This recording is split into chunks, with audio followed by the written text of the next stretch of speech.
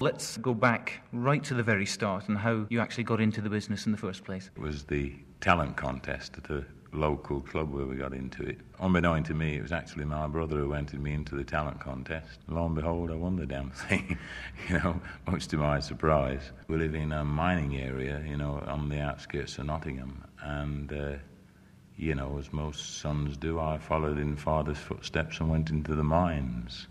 Going into the mines was the idea was to earn, the money. In fact, that was the only job to do around there, where you could get the money, farming and different things in the area. But I mean, the mining was the main industry, and that was where the money was. So I went into that. I never really intended staying in it, actually, just to get the bread. And I love farming, actually. I still love it today. And that's what I did after that. I did part-time farming at a local farm. And that carried on to an agricultural contracting business of my own, and I had about 9 tractors, Fordsons and Fergusons and Nuffields and Leylands and all sorts of tractors, a couple of combines, and we used to go around doing all the contracting. A bloke worked for me, and we went round, harvesting and baling and mowing and ploughing and all different things. What do you remember from your first ever gig? Nervous, terrified.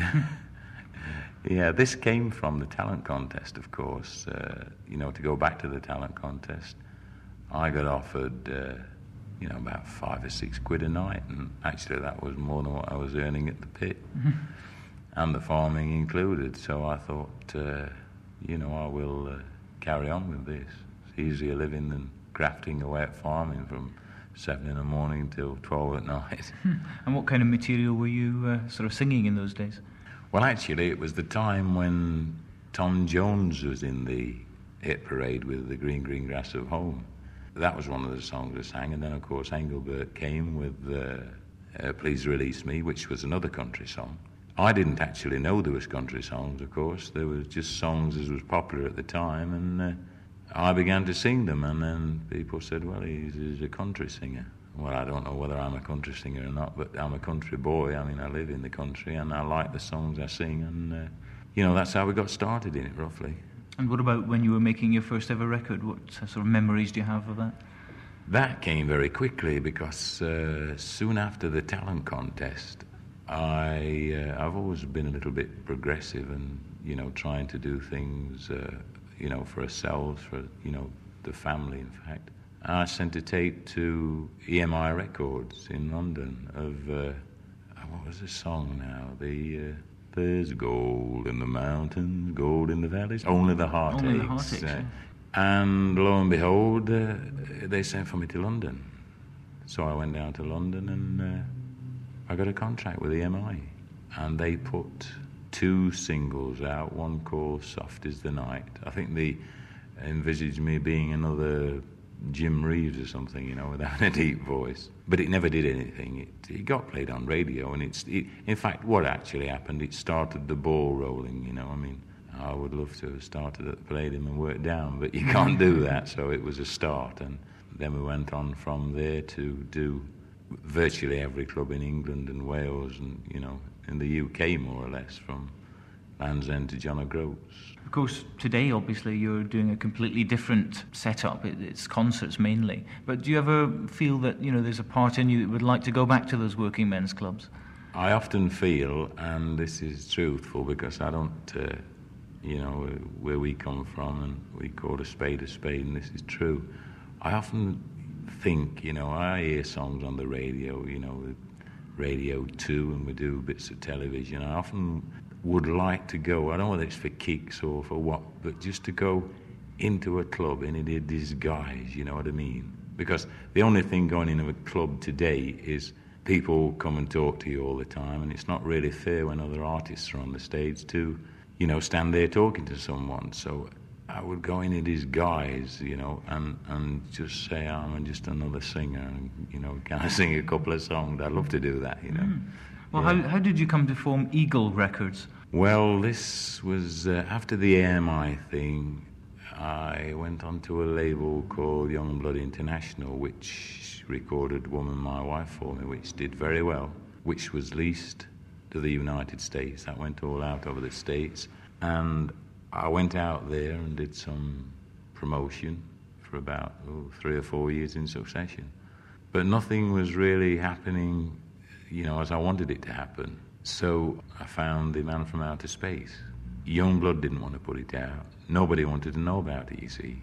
So to answer your question, I said to my wife, well, we'll form a record company of our own. And she said, well, what are you going to call it? I said, I don't know, Owls, Eagles, whatever. Eagle, that's the word, It stayed in the mind. So that's what made me form Eagle Records, to put The Man from Outer Space out as a single.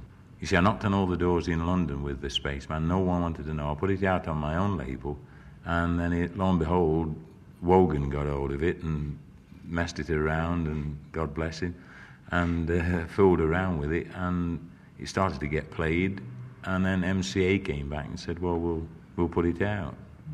And that's how I got onto MCA Records, really. Whatever happened to MCA Records from your own recording point of view? Because 3 singles came off the album very successfully. Then there was no MCA at all, and it was back to Eagle again. Yeah, well, I mean, the record companies in London are, naturally, they're selling a product. The records we were selling was a vast amount for art, in my mind, but it wasn't quite enough for them, I suppose. This happens in the recording business.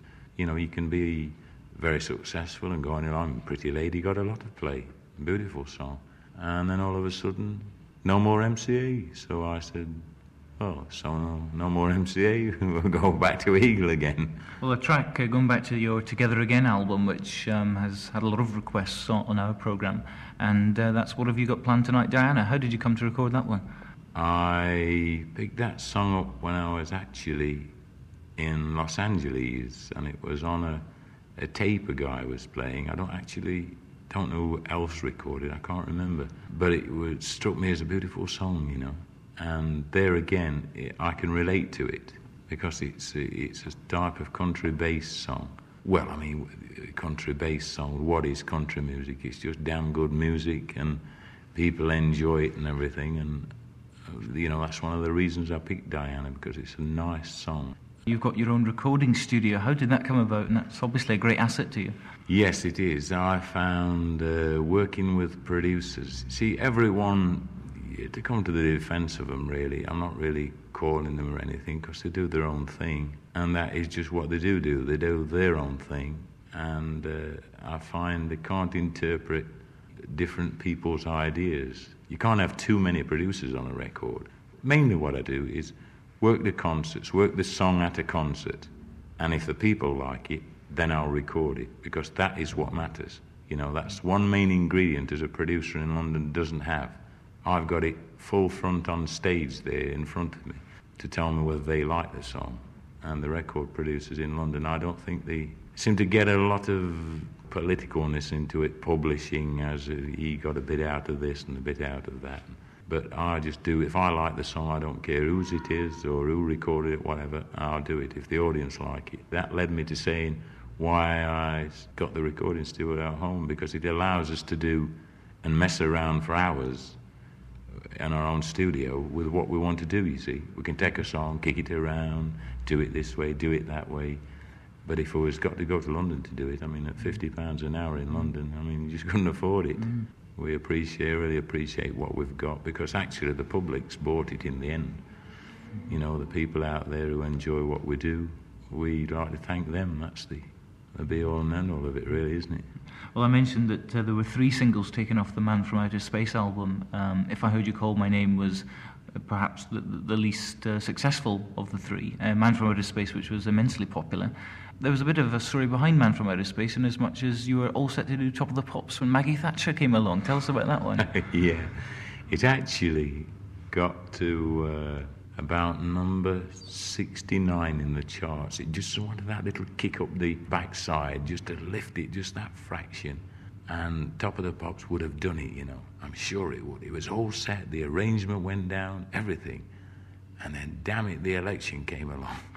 And it cut Top of the Pops down to 20 minutes. And, of course, I was one of the last entries, 69. I was lucky, really, to get on it. And it cut it out altogether. So, like crying in my beer. Well, then, of course, very successful single, Hello Pretty Lady, but it was a different version from the actual album version. Yes, it was actually recorded in London for a start and put on the album. But when we decided to take it off the album and do it as a single, we decided it needed just that little bit of, magic, which it hadn't quite got. So my producer in London said, "How's about a trip to the States?" I said, "What for?" He said, "Well, we'll go to Nashville and put Charlie McCoy and company on it." So I said, "Yeah, okay." So that's what we did. We actually went out there and did a few guitar tracks. Dave Kirby did a bit of guitar on it, and Charlie McCoy put about 4 bars of harmonica, which is, I don't know, the guy's just magic, Just added that little soul to it, I think these guys in Nashville, they don't play notes, they play soul. It's very, it just poured out. It's so simple. Didn't even read the music or nothing.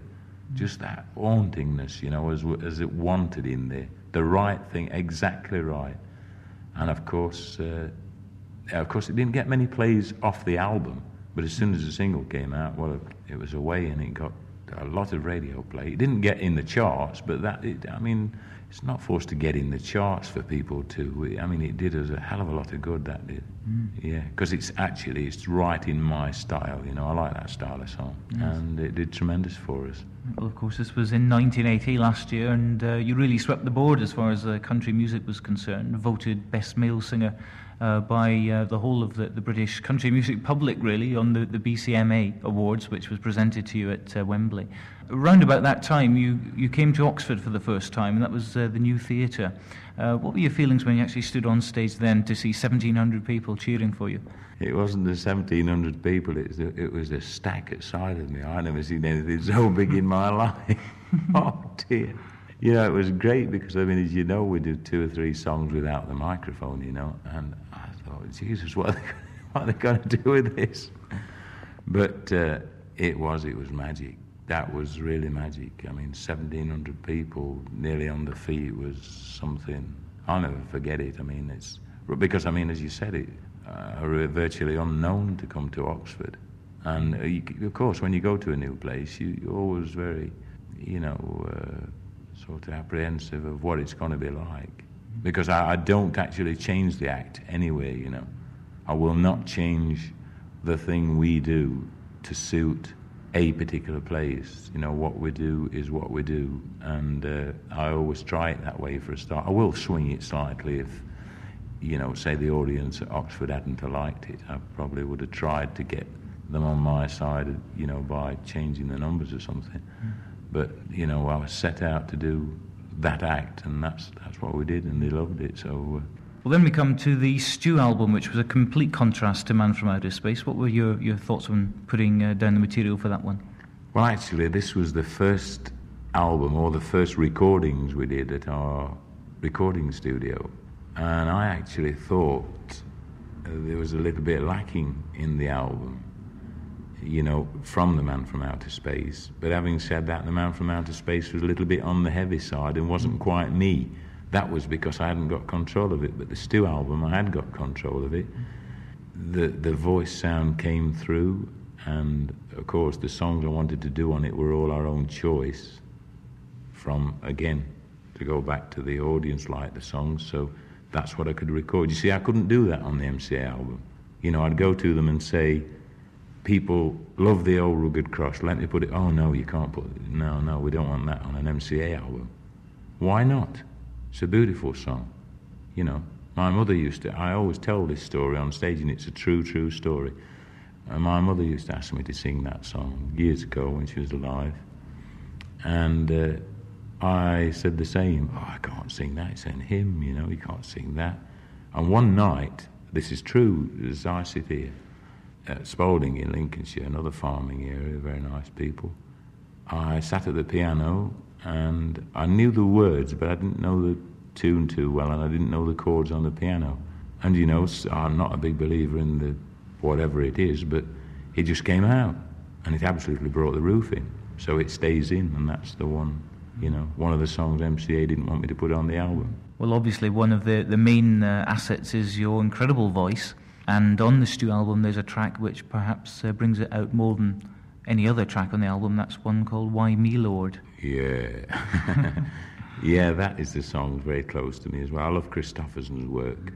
People often say, who do you sort of mould yourself after as a singer? I don't really, and I don't mean this in any arrogant or, way or anything like that. I mainly listen to songwriters and the songs, And Christopherson is a great songwriter, or was a great songwriter. He don't seem to be coming up with the material today. But beautiful songs. I mean, it's just, why me, Lord? What have I ever done? It's just down-to-earth speaking, isn't it, Why me? Why did you pick me, Lord? Ah, beautiful words, well written. Good old Chris. Well, it was not too long after the Stu album came out that Emma and I surfaced. What was the story behind that? True story again. There's a girl she lives not far away from where I am, called Sheila Hocken. Now, she was blind from birth, and she had an eye operation, surgery on her eyes, and miraculously she regained her sight. And at the time she was blind, she had a guide dog by the name of Emma. And Emma was a very good dog to her, she used to guide her all around the place and everything. And that is the song about Emma. And of course the song was written actually by Sheila's father. You obviously like a song with good words and a good story behind it. People say, oh, you don't do no up-tempo songs or faster songs, but I really don't like doing fast songs, I throw them in now and again just to pace the act along, but I like to stand there or sit there at the piano and tell the story, because this is my kind of music, There's one track off the Emma and I album, a lovely song called Room for a Boy. Yeah. There's a house in my mind that's more than a house. It's made of dreams that are more than dreams. Beautiful thing. That was written by Dick Feller. Now, Dick came over last year, and I didn't know he actually wrote it. But funnily enough, to go back to the year before when I went to the States, I picked this album up by Burt Reynolds. Now, the guy's an awful singer, good actor. I mean, he's in the thing on BBC television, what is it? The Dukes of Hazzard, that's it. And there was Burt Reynolds narrating this Room for My Boy. Now, I'd heard it, and then I put it down, you see. Then Dick came over last year and said, got a good song for you, Stu. I mean, he stayed at my place a couple of days. He did this song. I said, I'll record that. He says, you're kidding. I says, no, I'm not. I'm not. I'll do it. 3 days after he'd gone back, I'd got it, and we'd put it on the track. Beautiful thing, isn't it? Well, one immediately notices when they turn up to see your concert how professional the whole presentation is. Of course, this is something, it's a leaf out of your book, really, isn't it? I suppose so, Stuart. But again, we do this especially, for the people and everything. It's got to be done properly, hasn't it? Either do it right or don't do it at all. And it's all for the fans in the end, isn't it? That's right, yeah, this is what it's about. I mean this very sincerely. I'm very, into doing things for the people, because if there's no bums on the seats, you've had it anyway, So you've got to do it with the people in mind, and that's why I like to turn it out as professionally as I can. Well, when you're relaxing at home at your studio, what kind of songs do you listen to? Funnily enough, I listen to all sorts of music, I was fooling around the other night with a Chopin song, actually, because I love Chopin. And so deep is the night, oh lonely night. No, beautiful song. Fooling around with that. Summertime. They're not country things, but I just like messing around with different songs, I was in New York State one time, a place called Syracuse, and I had a quartet back me, and we did some of those songs. Really great, really lovely songs. Stu Stevens, thanks very much indeed. Thank you, God bless.